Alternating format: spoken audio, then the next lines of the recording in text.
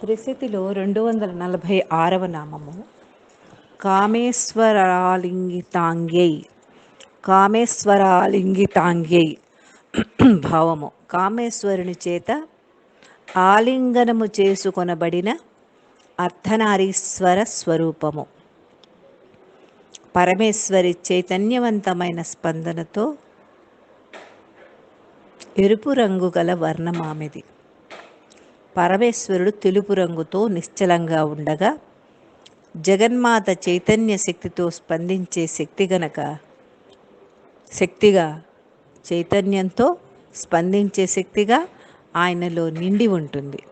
పై నామంలో ఆమె కామేశ్వరుని అంకంపై అధిరోహించి ఉన్నదని చెప్పారు. రెండుగా ఉన్న ఏకమైన ఈ బిందు స్థానమే సర్వ సృష్టికి మూల కారణం. ఆమె నర్తిస్తూ ఉంటే ఆయన చూస్తూ ఉంటాడు. ఆనంద వివశ అయిన ఆ పరమేశ్వరి నర్తిస్తూ ఉంటే జగదీశ్వరుడు మాత్రం సాక్షి మాత్రంగా చూస్తుంటాడు. ఈ విధంగా ఒకరికొకరు ఉత్సాహ ప్రోత్సాహకాలకు కారకులవుతూ ఏకత్వంలో ద్వైతమై ప్రవర్ధిల్లుతూ ఉంటే దాని ఫలితంగా యావత్ జగత్తు రూపొందుతున్నది. అన్యత్వ మెరుగని ఏకాగ్రమైన మనస్సు వలననే సిద్ధి లభిస్తుంది. మనస్సు ద్వైత భావాన్ని ఎంతవరకు కలిగి ఉంటుందో అంతవరకు ముక్తి లభించదు. ఏకాగ్రమైన మనస్సుతో అన్యమైనదేదీ చూడనప్పుడు తనలో తాను ఉంటే ముక్తి నిశ్చయంగా సిద్ధిస్తుంది.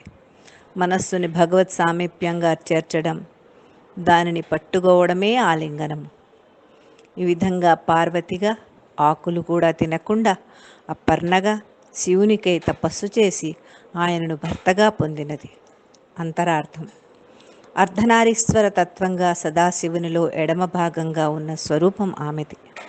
ఈశ్వరునిలో కారణబీజంగా ఉన్న నిక్షిప్తమయ్యున్న సృష్టిని వ్యక్తపరుచున్నది జగన్మాత.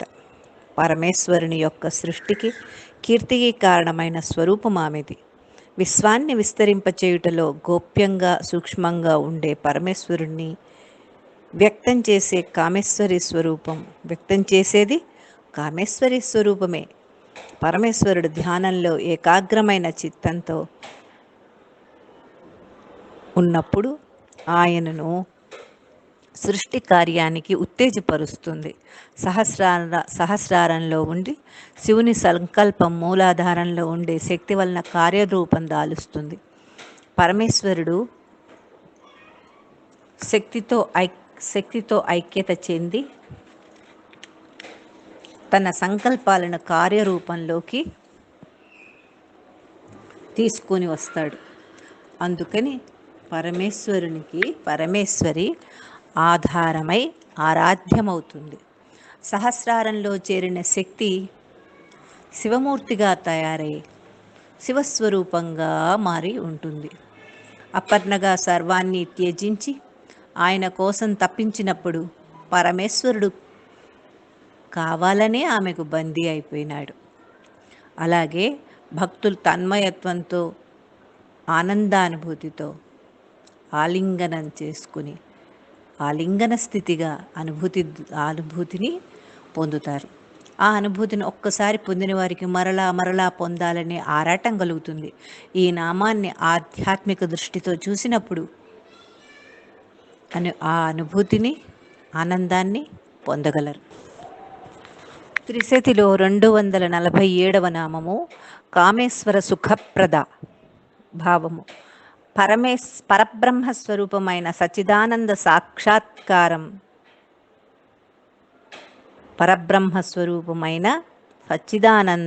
సాక్షాత్కారం వల్ల లభించు సుఖము. అట్టి సుఖాన్ని చేకూర్చునట్టి పరమేశ్వరీ స్వరూపము కామేశ్వరునికి సుఖమునిచ్చునదే. ఇహ పర సుఖములనందించి తరింపచేసే జగన్మాతని సుఖప్రద అంటారు. సుఖాలనేవి రెండు రకాలు. ఐహిక సుఖాలు, ఆముష్కిక సుఖాలు.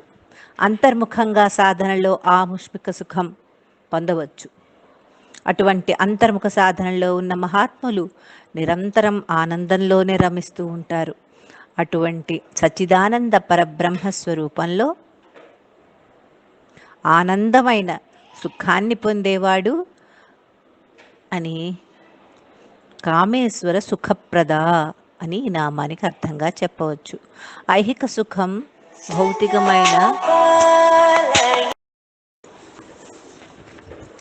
సుఖం భౌతికమైన వస్తు సామాగ్రి వల్ల లభిస్తుంది.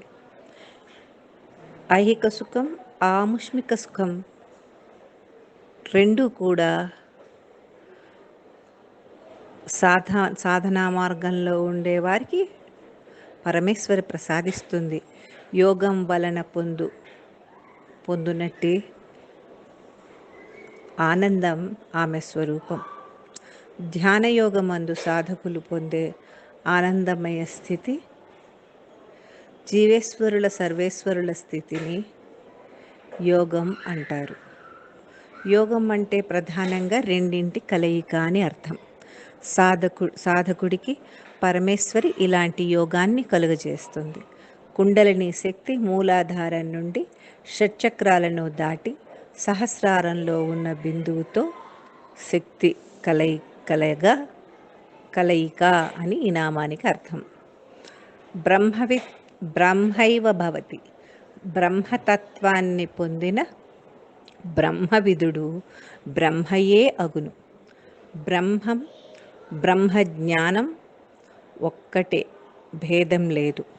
వారు అభేద స్వరూపులు. అంతరార్థం: ప్రపంచంలో లౌకిక జీవుల పద్ధతులకు, నడవడికకు, అనుసరించే మార్గాలకు అందునది కాదు. మన సాన్నిధ్యం బాగుండాలంటే మన ప్రవర్తన ఎప్పుడూ మంచిగా ఉండాలి. అప్పుడు అన్ని సుఖాలను పరమేశ్వరి ప్రసాదిస్తుంది. పరమేశ్వరి నిర్దేశించే కట్టుబాట్లను సక్రమంగా అనుసరించే వారికి ఆమె అనుగ్రహం సంప్రాప్తమవుతుంది.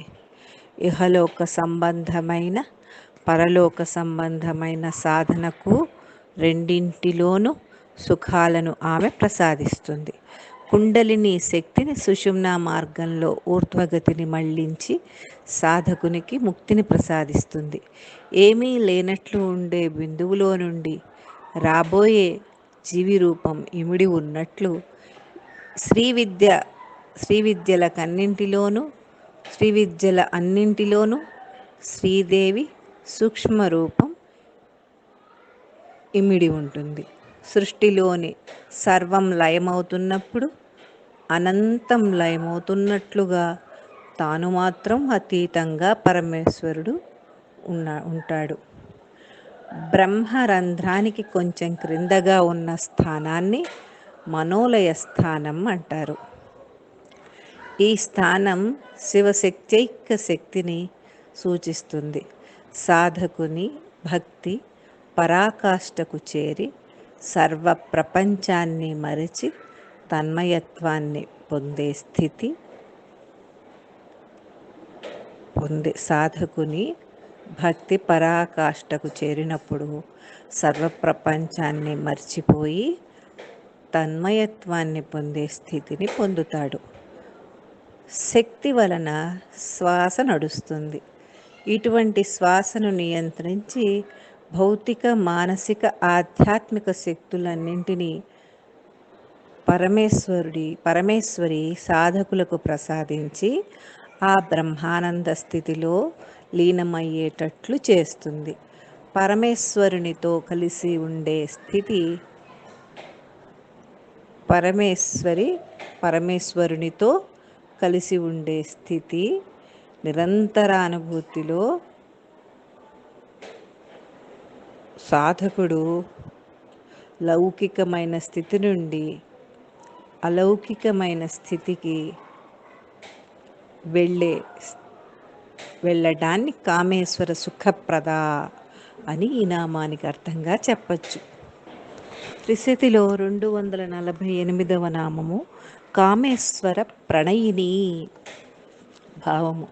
కామేశ్వరుని యొక్క స్వస్వరూపమందు పరమేశ్వరి ప్రీతి కలది అని కామేశ్వరుని యొక్క ప్రణయిని అనే నామానికి అర్థము. శక్తి ఒక్కొక్క స్థాయి నుండి మారుతూ పూర్తిగా అంతర్ముఖంగా ఆయనలో కలిసిపోయి ఉంటుంది. ఇలా అంతర్ముఖంగా పయనించినప్పుడు అద్భుతమైన ఆనందాన్ని పొందగలరు. ఇది శాశ్వతమైన ఆనంద స్థితి. ఈ ఆనందాన్ని పొందాలంటే యమ నియమ ఆసన ప్రాణాయామ ప్రత్యాహార ధ్యాన ధారణ సమాధి ద్వారానే సాధకులు ఆనందాన్ని పొందగలరు. మహాత్ములు ఎల్లప్పుడూ అటువంటి సమాధి స్థితిలోనే ఉంటారు. లలితా సహస్రనామంలో చెప్పినట్లుగా అంతర్ముఖ సమారాధ్య బహిర్ముఖ సుధర్లభ. అంతర్ముఖంగా ఆరాధిస్తేనే శాశ్వతమైన ఆనందాన్ని పొందగలరు. మనస్సు అంతర్ముఖమైనప్పుడు బాహ్యమైన ప్రారబ్ధ వాసనలన్నీ పోతాయి. ఈ సృష్టి అంతయు పరమేశ్వరుని సంకల్పంచే పరమేశ్వరి సృష్టించినది. అంతరార్థము: పరబ్రహ్మతత్వము అతి సూక్ష్మంగా, నిగూఢంగా, సామాన్యులకు అర్థం కాని విషయం. స్థూల దృష్టితో అటువంటి తత్వాన్ని ఎవరూ తెలుసుకొనలేరు. మనస్సుని ధ్యానంలో ఉంచినప్పుడు మాలిన్యములు తొలగిపోయి అంతఃకరణాలు శుద్ధి అయి ఆత్మతత్వమును తెలుసుకొనగలరు. ఆధ్యాత్మిక విషయాలను శ్రవణము చేసిన తరువాత మననము చేయుట వలన కొంచెము మేలు జరుగుతుంది. అటువంటి మననం వలన చిత్త ఏకాగ్రతచే ఆత్మజ్ఞానం కలుగుతుంది. ఆ ఆత్మజ్ఞానం వలన సాధనచే సమాధి స్థితిని పొందగలరు. సాధకునకు ప్రారబ్ధ వాసనలు పోయి బంధాలన్నీ క్రమేణా తొలగిపోతాయి. ఇటువంటి సాధన చేత నేర్పరితనము, ప్రజ్ఞ, నైపుణ్యము కలుగుతాయి. ఈ నైపుణ్యము ఉన్నవాళ్ళు ఎవ్వరినీ నొప్పించకుండా, తాను బాధపడకుండా విద్యుక్త ధర్మాలన్నీ నిర్వర్తిస్తారు. ఏ నైపుణ్యం లేని వారు యోగానికి అనర్హులు. ఇటువంటి వారికి భావాలు, అభిప్రాయాలు సంపూర్ణంగా స్థిరంగా నిలబడతాయి. ప్రతి మనిషి తన గత జన్మ తాలూకు పాపపుణ్యాలను బట్టి సృష్టిలో జరిగే కర్మలన్నీ వారి జన్మ పరంపర ద్వారా వచ్చే పాప పుణ్యాలుగా వారు అనుభవిస్తారు. కామేశ్వరి, కామేశ్వరులు ఇద్దరు శ్వాసగా, సోహంగా ఒక్కటే. వారు భక్తులకు శాశ్వతమైన ఐశ్వర్యమును ప్రసాదిస్తారు. చలించని దృఢచిత్తుడైన కామేశ్వరుని మోహింపచేసి ఆయన దగ్గర ఉన్న సుఖశాంతులను భక్తులకు అందింపచేస్తుంది పరమేశ్వరి. పరమేశ్వరిని మోహింపచేసి మరిపించే మహామాయ కామేశ్వర ప్రణయిని. త్రిశతిలో 249వ నామము కామేశ్వర విలాసిని భావము. పరమేశ్వరి కామేశ్వరునిలో లయమై నర్తిస్తూ తాండవ విలాసంలో ప్రకాశించే స్వరూపము. కామేశ్వరుని యొక్క విలాసము అనగా కార్యకారణ రూప ప్రపంచ పరిణామము. కాబట్టి జగన్మాత కామేశ్వర విలాసిని. విలాసం అంటే ప్రకాశము, ప్రళయము, వెలుగు, ఆట అని అర్థము. వెలుగు ఎక్కడ ఉంటే అక్కడ చైతన్యం విస్తరిస్తూ ఉంటుంది. సాధన ప్రథమ దశలో సాధకుని యొక్క మనస్సు అగమ్యాగోచరంగా ఉంటుంది. అటువంటి స్థితినే విలాసము అంటారు. సాధనలో పట్టుదల, ఏకాగ్రత ఉన్న వారికి దేనికి లోబడకుండా ఉత్తీర్ణత చెందే స్థితిని ఆ తల్లి కలుగచేస్తుంది.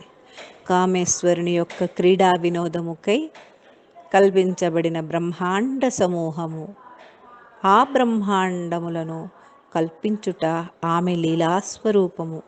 పరమేశ్వరికి ఈ లీల ఒక ఆట వంటిది.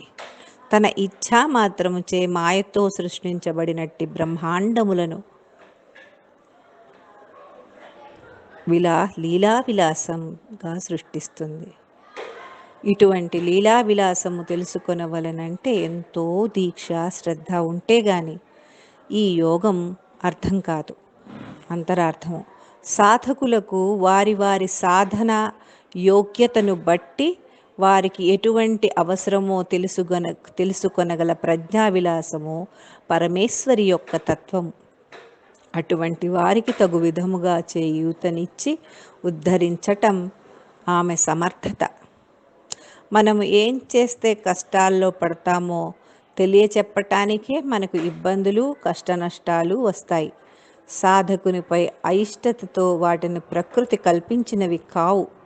సంకల్పము గట్టిగా ఉంటే చాలు, దానిని సఫలీకృతం చేసేది పరమేశ్వరి. ఫలాపేక్ష లేకుండా చేసే ప్రతి కార్యము యజ్ఞమే. సత్కార్యాలు చేసేందుకు కావలసిన సాధన సంపత్తి కూడా అమ్మనుగ్రహం వల్లనే వస్తుంది. ఉదాహరణకు, ఉప్పు, పంచదార చూడటానికి ఒకే రకంగా ఉంటాయి. ఒకదాని లక్షణం, స్వభావం ఇంకొక దానికి ఉండదు. ఈ లక్షణాలు, ధర్మాలు అన్నీ కామేశ్వరి విలాసము చేతనే సక్రమంగా ధర్మబద్ధంగా ఉంటున్నాయి. సమాధి స్థితిలో అంటే పరమేశ్వరి స్వరూపమైన పరమేశ్వరుని యందు విశ్రమించే స్థితి. నిర్వికారమైన మనస్సుకు వేరే ఆలంబన లేదు. పరమేశ్వరి యొక్క సమగ్ర రూపాన్ని ధ్యానించి బోధపరుచుకోవలసిందే. అటువంటి వారికి ఆమె జ్ఞానాన్ని తప్పక ప్రసాదిస్తుంది. 250వ నామము కామేశ్వర తపస్సిద్ధి. భావం, జగత్తును సృష్టించాలనే ఆలోచనచే మహాసంకల్పంతో కామేశ్వరుడు చేసిన తపస్సును సిద్ధింపచేసిన స్వరూపమా తల్లిది. ఈ సృష్టి అంతా స్త్రీ పురుష సంయోగంతో నిర్మించబడింది. అందువల్ల పరమేశ్వరిని కామేశ్వర తపస్సిద్ధి అనే నామంతో వ్యవహరించడం జరిగింది. పరమేశ్వరులు ఏకస్వరూపులైనను కల్పితమైన స్త్రీ పురుష భేదము వలన జగన్మాత జగత్ సృష్టికి సాధనాభూతురాలని చెప్పబడినది. కామేశ్వరుని యొక్క తపస్సు జగత్తును సృష్టించాలనే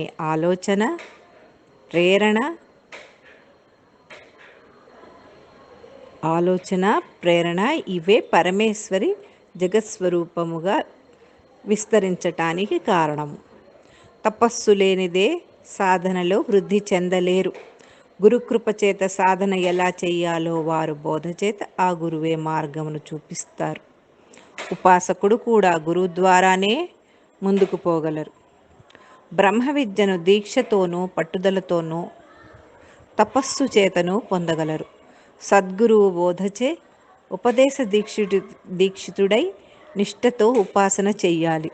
అటువంటి తపస్సు వలన కరుణతో వారిని అనుగ్రహించి సర్వ పాపక్షయము చేసి పారలౌకికమైన పారవస్యాన్ని ప్రసాదిస్తుంది ఆ తల్లి.